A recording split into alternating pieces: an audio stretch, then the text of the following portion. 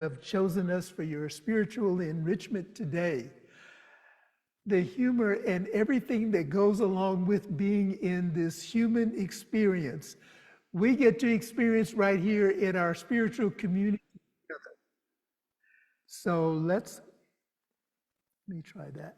So let us let go of any idea that we have to be so structured and so formal and so on script that we can have time and fun to just relax and play together with one another.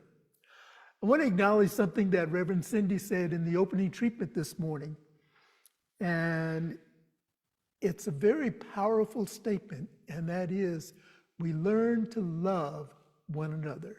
We learn to love. And it is through our love that the entire planet brings about a change. This is how we create this world that works for everyone.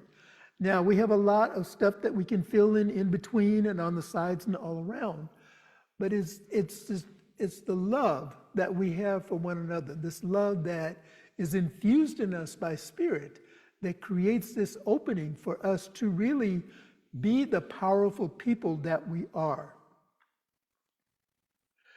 Ernest Holmes says this in the Science of Mind textbook on page 455, paragraph 4. A steadfast determination to attain some purpose, the letting go of all that opposes it, a complete reliance upon the law of good, and an unqualified trust in Spirit. This is real power. So it is learning to trust in a purpose, this steadfast determination to have a purpose and to let go of anything that opposes it. This is where we experience real power. Also in the Sermon by the Sea, Ernest Holmes calls us to be for something and against nothing. Recognizing our authentic power allows us to stand for truth and to be strongly for principle. And these are the two primary elements of this philosophy, this teaching philosophy, is to stand for the truth with a capital T, and to be strongly grounded in the principle of the oneness of love and our uniqueness that we have for each other. When we do this, we are clear, we are kind, we are unmoved, regardless of what the world around us looks like. It's like standing in the midst of all of this turbulence that is going on. I'm reminded of the expression that in the midst of a tornado, or in the midst of the turbulence that is in the ocean that is going on, in the midst of all of that, there is peace in the eye of the storm. We are that eye of the storm. We're that place where peace emanates from. And we also can ask ourselves, what does a world that works for everyone look like and feel like? And some have asked the question, how do we know? How do we come down off of this spiritual high horse and know that the world is not working for everyone? We have this global vision that we have put together that says we envision a world that works for everyone and for all of creation. And this vision is brought forth through the acts of individuals, groups, communities, and societies. Basically, we ask, what is mine to be and do to create a world that works for everyone? And basically, what we're doing is creating that inner world, that place within that says, I am the place where God shows up. And it is from this place that I create the world that I wish to see and wish to be a part of. Individually and collectively, we create a world that works for all through voting, something that is very prominent in our United States of America right now. We're about a week or so away from the actual day of voting. We create a world that works for all by participating in the process based on deep consideration of the choices and the practices, the spiritual practices that the teachings of Science of Mind supports. And I want to share with you a story. that I think is very relevant for today. And I invite you, if you can, to see yourself in the story. Now, I add this little disclaimer. The story may be fictitious. However, the subject matter is real. And so let's imagine that there is a town, this bustling town called Everville. And there's a young woman by the name of Maya who lives in the town of Everville.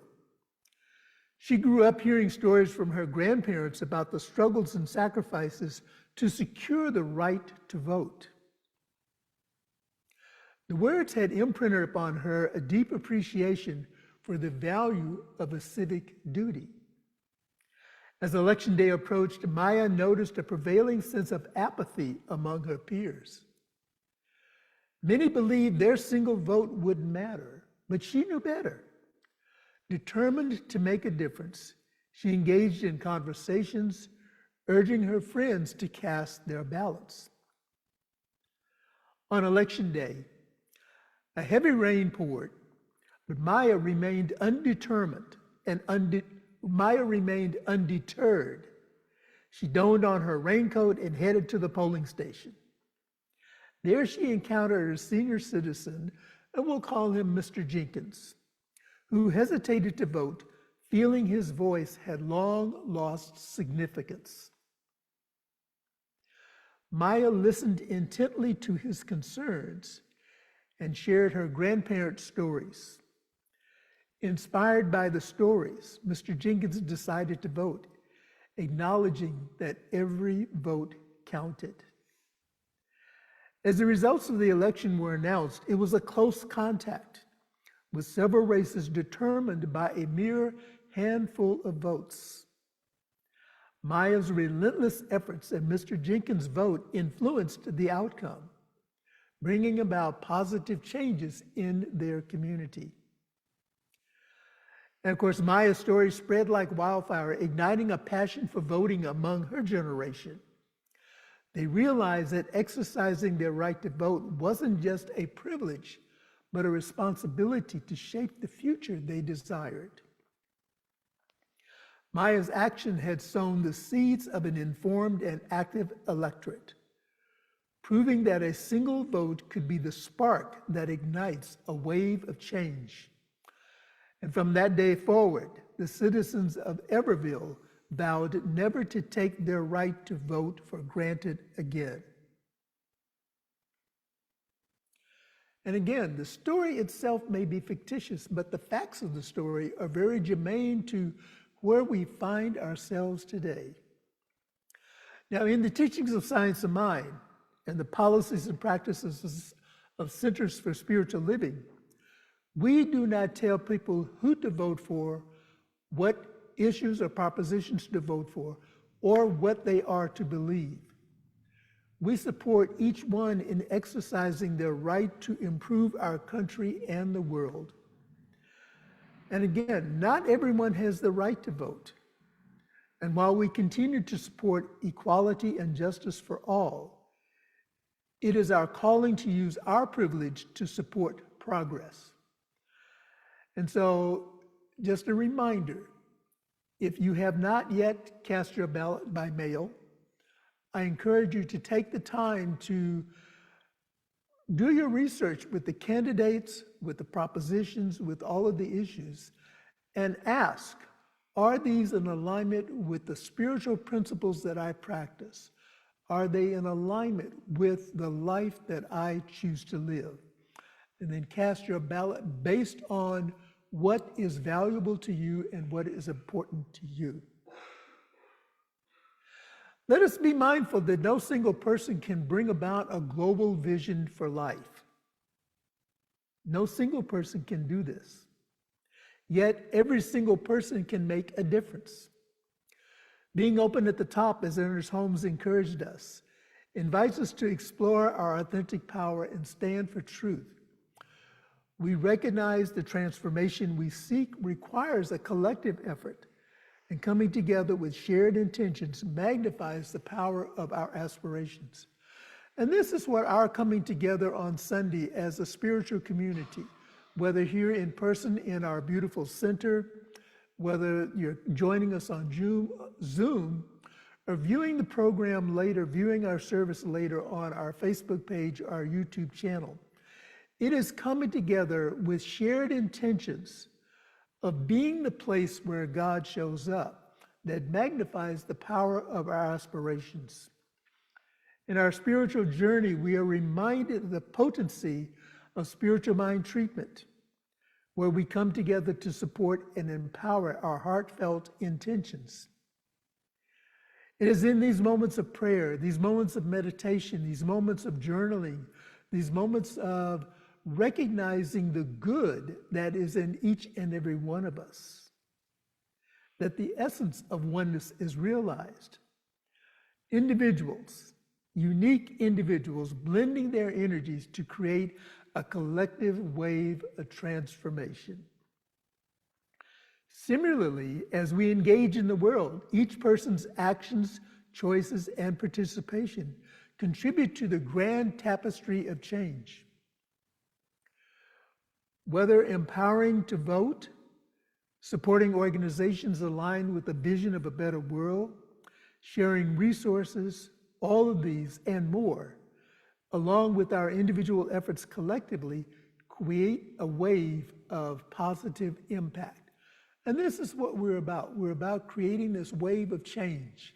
You know, it's like the ocean goes out and the waves come back in. The waves go out and the waves come back in. And I heard someone say recently that no matter how far an object is out in the ocean, the waves will eventually bring it back to shore. And so the encouragement that I have this morning and the encouragement that I offer to you is to recognize that no matter how right or wrong something appears, no matter how off-center our culture and our society may feel at this particular point in time, no matter how bleak a situation may look, as far out into the ocean, onto the sea that it is, the waves of change, the waves of time, the waves of prayer, the waves of meditation, the waves of authenticity will bring everything back into right and perfect harmony. Everything comes back to that harmonious place. And so creating a world that works for everyone requires a consciousness and an intentional approach that extends beyond passive observation. It starts with embodying what we stand for, aligning our choices with our values, and being living examples of the positives that we wish to see.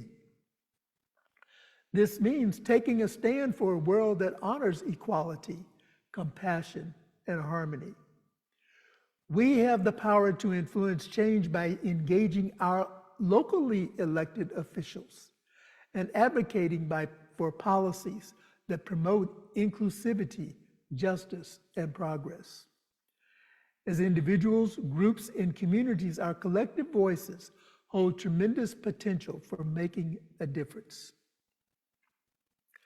By living our ideals and actively participating in the betterment of society, we sow the seeds of positive change and pave the way for a world that embraces the potential of all individuals, fostering a reality of unity, harmony, and thriving for everyone. And so the true essence of Power to the People, which has been our theme for the month of October, lies in the collective action and the responsibility that we individually and collectively must embrace as a society. Throughout this month, we have embarked on a journey of understanding and embracing the concept of power to the people.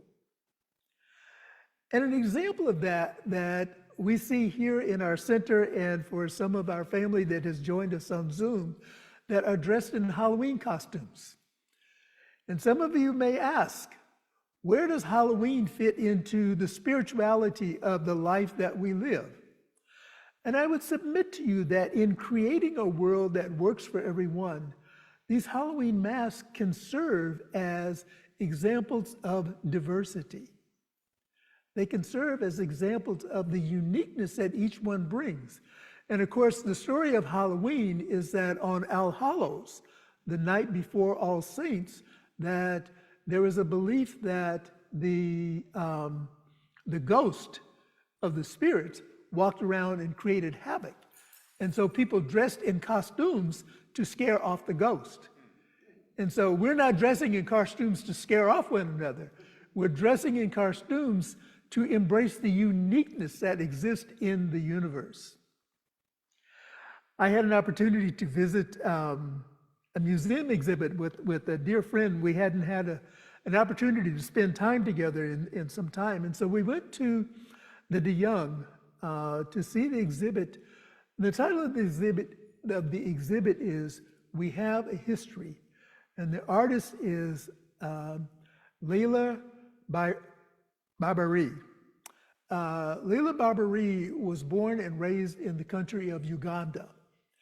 And this particular exhibit is an outcome or demonstration of her experience growing up as a young queer lesbian individual who was rejected by her family. And the rejection was so strong that her father wrote a letter and it simply said, "Do not return home." And so out of this place of brokenness, out of this place of rejection, came about this inspiration to create. And what she began doing was gathering discards, gathering what was thrown away. And it reminds me of that scripture where Jesus is saying that the stone which the builders rejected has become the cornerstone. And of course, we know that the cornerstone serves as the anchor. So that which was rejected, Leila put together and created this beautiful tapestry of wood and ceramic. And if you have an opportunity, I would encourage you to go see the exhibit. I believe it is here through either June or November of next year. So I would encourage you to do so. The materials that she uses are all throwaway materials, and the creativity that is demonstrated in this exhibit and in this creation really is a reflection of the inner expressing outward. And I'm sitting here and I'm looking at our resident artist, Patricia Celine, and I'm reflecting on the beauty that Patricia creates in her paintings, in the art that she creates. All of this, an expression of that divine download within that is expressing outward and creating beauty for us to enjoy throughout all of our experiences. This is how we create a world that works for everyone. It is by using what is within us to demonstrate beauty and joy and authenticity and creativity and inclusion and all of those things that make up what we would desire to have as a world that works for everyone. Starting from within and cultivating healthy expressions of power in our lives, we bring about a real change. And so I would conclude this morning by saying a holistic perspective supports our individual growth and empowerment. It blends seamlessly with our commitment to collective process, acknowledging the existence of our power within. And as a united force, we become a catalyst for positive transformation in the world. The journey of power to the people transcends individual empowerment. It calls us to step up, to stand together, and collectively create a world where each person's true potential and power is celebrated and nurtured. I invite us now to say together our affirmation for this week. Standing in my authentic power, I welcome a world that works for everyone. Let us say that again. Standing in my authentic power, I welcome a world that works for everyone. And I invite us now to pray together. Let us begin by taking in a collective breath.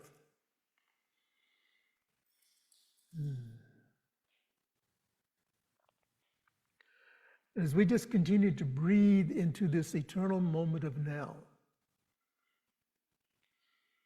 know that the mere fact of us breathing together is creating a positive change.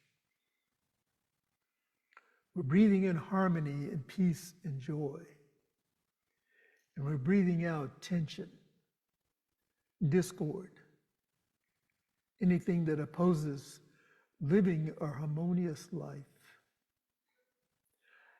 And what I know to be true is that this is the place where God shows up. God shows up as the only power, the only life, the all-prevailing presence that is holding everything in absolute harmony. And even though we may see something as being an object of discord or disconnect or a discontent in some way, what I know is that the Spirit only sees wholeness. The Spirit only sees perfection. Spirit only sees beauty and joy and radiance and elegance in all of its creations. And so I speak my word now, knowing that I am one with the Spirit of creation, and that each one that is gathered here, each one that is viewing this at some point in time, is also one with all of creation. There is no separation. There is no big I and little u. There is no distinction based on sexual orientation, sexual preference, skin color, ideologies, religious practices, faith practices, whatever it is that we use as labels, those all fade into God, knowing that there's only a power and a presence for good in the universe. And that as I get to use this, each one uses this power for good in a positive and affirmative manner. And so knowing that collectively we create a world that works for everyone, based on a vision of inclusivity and harmony and joy and peace and beauty and love, all of these put together bring about and bring us back to ourselves, knowing that I am the place where God shows up.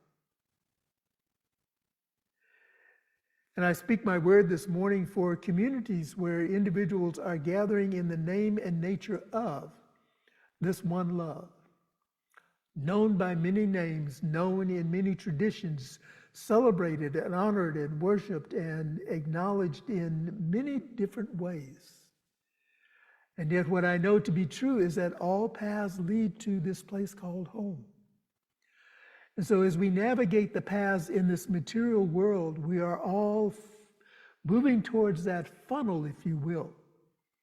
And we're moving easily and effortlessly through the funnel into the place of divinity, into that place of spirituality, moving beyond the dimensions of time and space, recognizing that we are one with all that there is.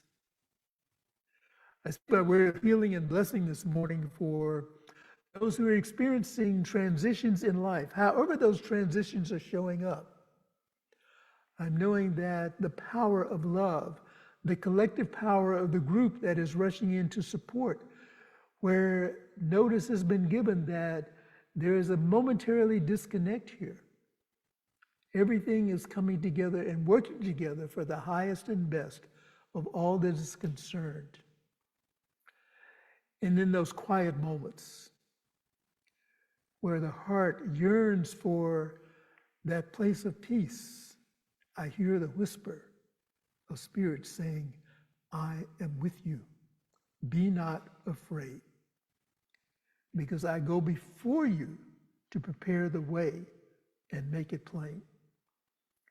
And so out of this plain path, we reclaim our joy, we reclaim our love, we reclaim our passion for living. We reclaim the all good that life has to offer to us. Embracing it, just embracing it, knowing that it is ours by divine right inheritance. And so for this and so much more, I give thanks. I give thanks as I release this word back into the law, which always says yes. And I know the yes is complete and resonates with each and every one. And so I let it go, I let it be, and I know it is done. And I invite us to affirm this by saying together, and so it is, and so it is. It is now time for us to celebrate one another and to celebrate our spiritual community through our tithes and our offerings and our giving.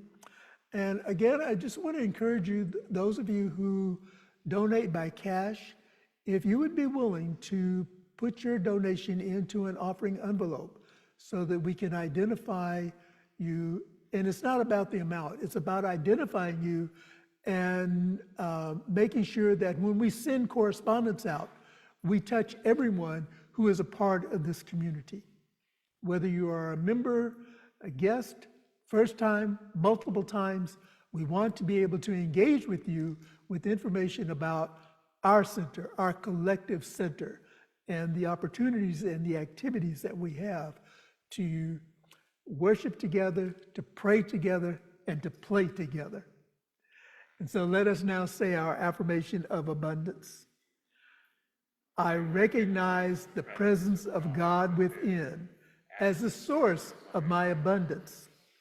Out of this abundance consciousness, everything I could desire in life. With gratitude and thanksgiving, I now participate in the flow of uninterrupted abundance. This prosperous experience is evidence of my abundance consciousness. And so it is. And just a reminder that you may mail in your donations, and our address is on the screen, 400 West Franklin Street here in Monterey. The zip code is 93940. You may text to give, and that number is on the screen, 831-246-9694. And you may also donate online to our website, montereycsl.org/donate. And I just want to continue to be in a place of gratitude for the way that you support our community. And I want to give a piece of good news. Last week, I announced that we were $55 short of receiving the money that we needed to complete the payment for our new event space for rent sign. During the week, thank you, thank you, thank you. The $55 came in, and that project is now completely paid for. So let's celebrate. Let us continue to celebrate. And just a reminder for those who are part of our viewing audience, we are continuing to engage in My Elections Intentions, the 100 days to mindful practice, beginning on July 28th and concluding on November 4th. And I want you to know that there is a lot of conversation going on the ministers listserv about continuing this practice because so many people have found it meaningful. And just a reminder, the individuals participating that leave the affirmations and the prayers each morning are ministers and practitioners, not only from Centers for Spiritual Living, but throughout the New Thought community. So it is a very inclusive practice, and we thank you for those who engaged in that. Another reminder, I announced this last week, on Sunday, November the 17th, that's the third Sunday in November, we will have a guest musician and speaker, Brian Lotman, who describes himself as a wandering monk. And there's a little piece of information about him on the screen, and there's more detail in our newsletter. Awakening the Heart will be the subject of his talk. And then following the talk, he will present a satsang, which is a spiritual experience, from noon until 2 p.m. following the service. And the suggested donation for the satsang is $30. So we encourage you to put that date on your calendar, and if you're anywhere local to the Monterey Center, we invite you to come and celebrate with us in person. Now, the satsang will be in person only. It will not be via Zoom. So, but anyway, join us on Sunday the 17th. So save the date for that. And we invite you to join us next week as we begin our November series, Abundance. And it will show up as A-BUN, B-U-N, dance. So it's broken down to a bun dance, abundance. And our topic will be, life is sweet, let it rise. I really want to give a shout out to the creators of our annual theme and the monthly themes. There's a group of individuals, ministers and practitioners, who come together in vision for what Spirit is revealing as the theme for the new year. I think the 2025 theme is done. Those are already posted as I think about it. But I just want to acknowledge the downloads, the spiritual downloads that are provided. And it gives us, those of us who choose to use it, it is not mandatory, but it gives those of us who choose to use it information to build upon and to have a continual theme that goes through the majority of our community. So if you're away on vacation and you're visiting another spiritual center, you may have that minister or that guest speaker speaking about the theme for that month or that particular day. Or they may be speaking on something else. So anyway, we invite you to continue to join us and be a part of our community. And so we say good morning to our Facebook and our YouTube community, knowing that God is good, life is good. We love you, we appreciate you, and we thank God for you.